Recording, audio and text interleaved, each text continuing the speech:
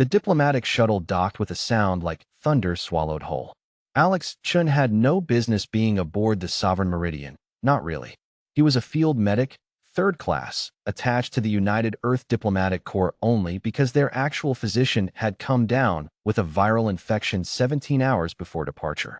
Command had grabbed Alex from a supply depot on Luna Station and told him to wear a clean uniform and not touch anything. He was already failing at the second part. The Veil Theory Royal Chamber was enormous, carved from a single piece of living crystal that pulsed with deep violet light. The air smelled like ozone and something floral Alex couldn't name. Around him stood 6 members of the Veil Theory Royal Court, each 7 feet tall, their bioluminescent markings flickering in patterns he had not yet learned to read. Ambassador Delacroix was speaking in careful, measured tones, using the translation collar around his throat, while Alex stood 3 steps behind and tried to be invisible. At the center of the room, reclined on a curved ceremonial platform, lay Princess Nora Valethis, the youngest daughter of the Supreme Sovereign, heir to the 3rd branch of the Veil Theory Concordat, and, according to every piece of intelligence Earth had received in the past 6 weeks, dying. The disease was called the hollowing in the human translation. It consumed Veil Theory from the inside out, attacking the bioluminescent organ clusters that regulated their biology.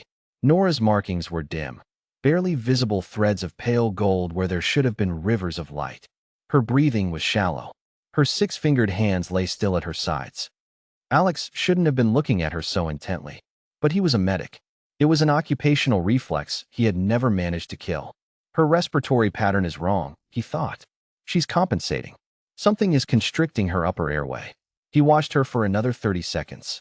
Ambassador Delacroix was saying something about trade routes.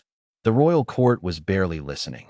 Their eyes kept drifting to their princess with the particular helplessness of people who loved someone they could not save. Alex took 1 step forward, then another. He was beside the platform before he fully registered what he was doing. The room went silent with the totality of a blade dropping. Human.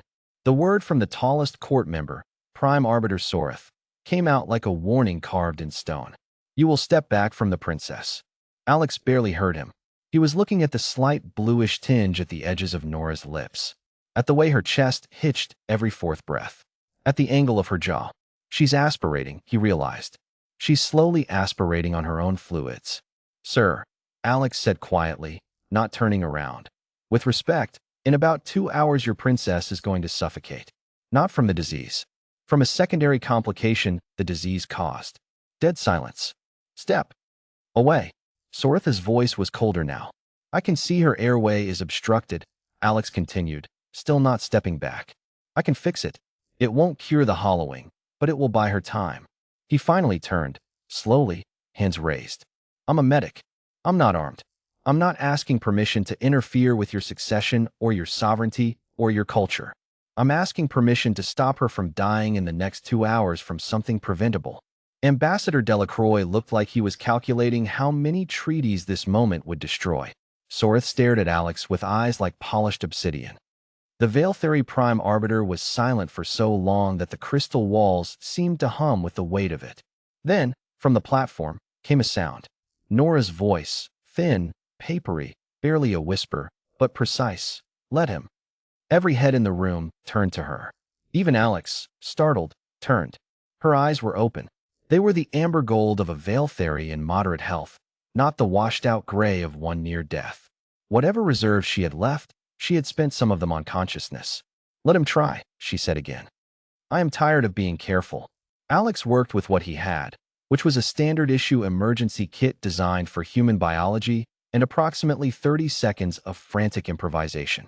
The Veil Theory throat anatomy was not identical to human anatomy, but it was close enough that the basic physics still applied. Fluid was where fluid should not be. Alex used a modified suction technique, gentle, precise, borrowing methodology from pediatric airway clearance because Nora's frame, for all its alien height, had the fragility of someone whose body had been fighting for months. He had to touch her throat to position the instrument correctly. The moment his bare fingers made contact with her skin, his glove had torn 2 seconds into the procedure and he hadn't had time to replace it. The room erupted. Not in anger, in shock, because Nora's markings blazed. It was instantaneous. The pale gold threads on her arms, her collarbone, her temples, surged to full brightness in the space of a single heartbeat. The crystal walls caught the light and scattered it in 1,000 directions.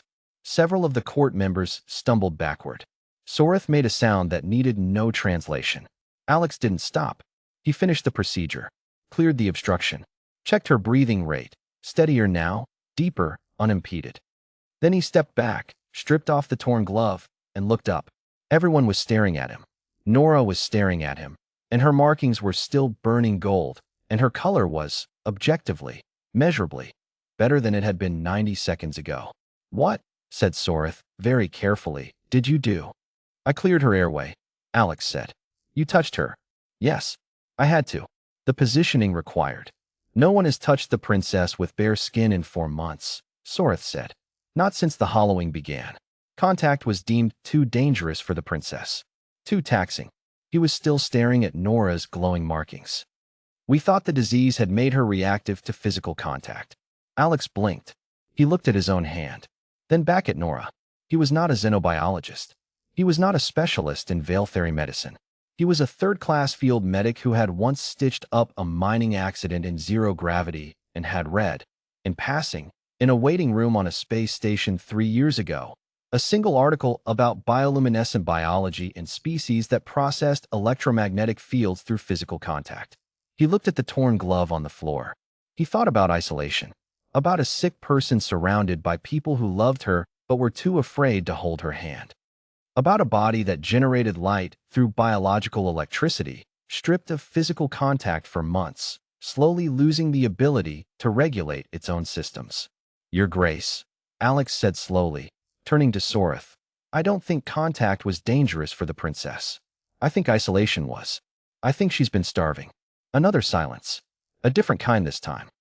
3 days later, Alex sat in a debrief room back on Earth and tried to explain to a panel of 7 diplomats, 2 xenobiologists, and 1 very tired admiral why the Veil Theory Concordat had, without warning or prior negotiation, extended humanity an open invitation to establish a permanent research and diplomatic presence in their home system.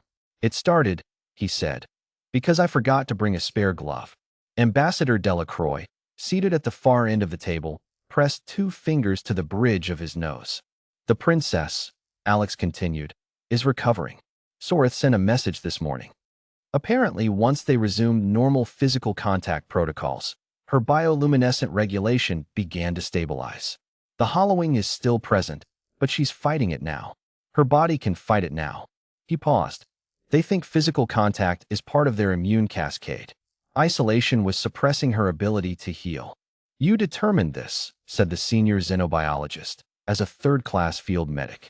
"No," Alex said. "I determined she couldn't breathe. The rest I stumbled into."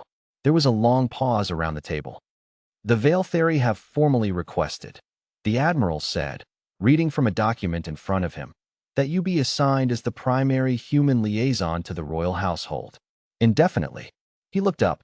"Soreth described you as," and I'm quoting the translation here, "the human who touched the untouchable and understood what healers had forgotten." Alex said nothing for a moment. "Then, I'd need a proper glove supply this time." Someone at the table laughed. Then someone else. Then, reluctantly, the admiral. In the end, it was not a fleet of warships or a century of diplomacy or a genius with 17 degrees that opened the door between humanity and the Veil Theory Concordat. It was a medic who couldn't stop himself from noticing that someone was struggling to breathe. Humanity had a habit of that, of stumbling forward, hands already moving, before anyone had thought to ask for permission. The universe, slowly, was learning to expect it.